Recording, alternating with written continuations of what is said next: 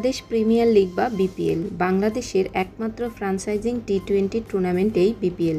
নানা চড়াই উতরাই পেরিয়ে এই মুহূর্তে বিপিএল পায়ের তলার মাটিকে শক্ত করেছে।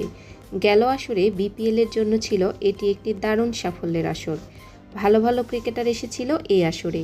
গেল বিপিএলে পারফর্ম করে বাংলাদেশের জাতীয় দলে ঢুকে গেছে জাকের আলী অনিক এবং তানজিদ হাসান তামিম।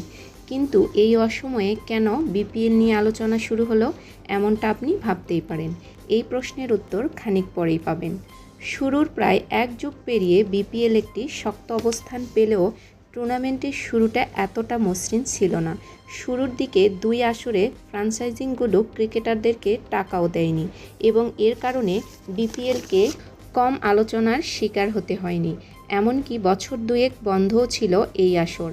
কিন্তু কখনো কি ভেবেছেন বিপিএলেই কেন এত অনিয়ম হয়েছিল? আইপিএলেও তো কখনো টাকা নিয়ে কেলেঙ্কারি হয় না, তবে বিপিএলে কেন হয়েছিল এমন চিন্তাও মাথায় আসতে পারে কারো। তবে আইপিএলে কখনো অর্থ কেলেঙ্কারি হয়নি ভেবে থাকলে ভুল ভাবছেন। আইপিএলেও হয়েছে অর্থ কেলেঙ্কারি। আইপিএলের একটা দলের ১৩ বছর ধরে ক্রিকেটারদেরকে বকেয়া পরিশোধ করেনি বলে জানিয়েছেন সাবেক ভারতীয় পেসা শান্তা কুমারান্ত শিশনাথ।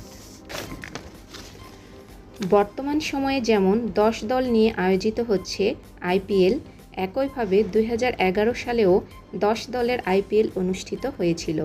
সেবার টুর্নামেন্টে অংশ নিয়েছিল কোচি তাস্কারাস কেরালা নামে একটি দল। প্রায় 1500 কোটি রুপি নিয়ে এই দল কিনেছিল ভেন্ডাস স্পোর্টস নামে একটি কোম্পানি।